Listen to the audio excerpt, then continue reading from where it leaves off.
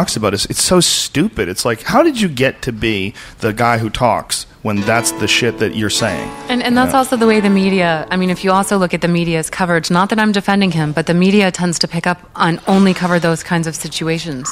They don't cover the times when he's speaking intelligently. Right, of course. And that's what's dangerous too, is because we're not being given the whole story. I'm trying to get an interview with him now. Whoa. Because I want to sit with him, now that I've mentioned it, it'll probably be stopped, but I want to sit down with him, and I want to get to the bottom of a lot of these situations with the whole wiping Israel off the map and other situations, because I can't trust that we've been fed the correct story on that through the mainstream media. I mean, the situation now is that even the other day, Ahmadinejad was speaking in front of the UN, and there's a video on the internet now of CNN cut him off. And then the reporter started talking over him at a point when he was talking about the fact that all the countries could get together and get along peacefully. He was talking about the potential for peace, and said they went in and cut him off, and then, listen to him, and now he's trying to do this, and really demonizing him. And journalistically, you can't just do that. And they didn't give him his fair share, so maybe he's not quite as insane as we've been led to believe. There are many forces, very powerful forces, that want you to hate him and think he's freaking nuts, so that it justifies us going in and attacking him. And when you start to realize that and look back at the info, you realize you may be not being fed the whole picture here.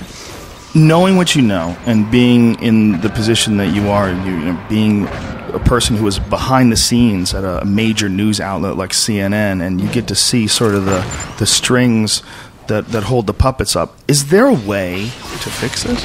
Is there a way to turn this ship around and sort of right America? Or is this a constant protest until we fall off the face of the earth and have a nuclear war? And do we just scream and throw our hands up and pout and yell and scream until they launch the missiles and that wipes us all out? Or is it possible that with education, with the distribution of information that's available today, with people like us talking about it, with people that are young, like David Seaman, growing up and becoming political leaders, is it possible that we can right this thing? That what we have is a group of people that are in control of this country that really came from another era. They came from an era of no disclosure. They came from an era where, Watergate happened every now and then, but really it was because they wanted to catch them.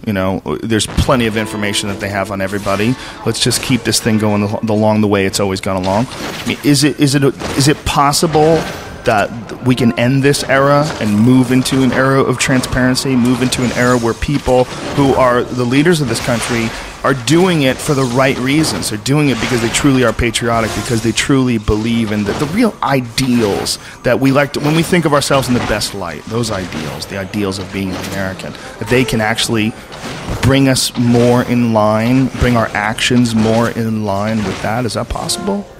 It's only possible if people have access to information, yes. And they're in a way that can compete with the mainstream, and that doesn't quite exist yet. There are a lot of strong forces outside your show, Alex Jones, and other entities that are actually bringing out, talking about these